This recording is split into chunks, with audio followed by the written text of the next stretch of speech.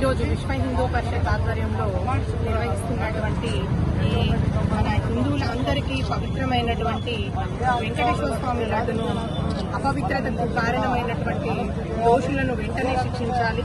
మన ఏదైతే ఉన్నాయో ఇన్ని ఇతర మతాలకు సంబంధించినటువంటి వాళ్ళు చూసినట్లయితే వాళ్ళు సొంతంగా వక్ఫ్ బోర్డులను ఏర్పాటు చేసుకుంటున్నారు.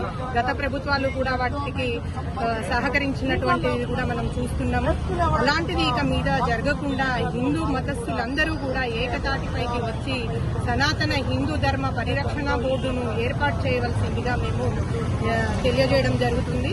ఇలాంటి రాజకీయాలు అనేటటువంటివి ఇందులో చెయ్యకుండా ఏదైతే ఉన్నాయో మీరు ఫిబ్రవరిలో చూసారు, మనకి రెగ్యులర్ గా వచ్చేటటువంటి నందిని డైరీ నుండి కాకుండా నెయ్యి అనేటటువంటిది చూసినట్లయితే మనం వాళ్ళే సొంతంగా అసలు దాన్ని ఏ విధంగా తయారు చేసి ఆ అపవిత్రతకు పాల్పడ్డారో ఆ దోషులను వెంటనే శిక్షించాలి.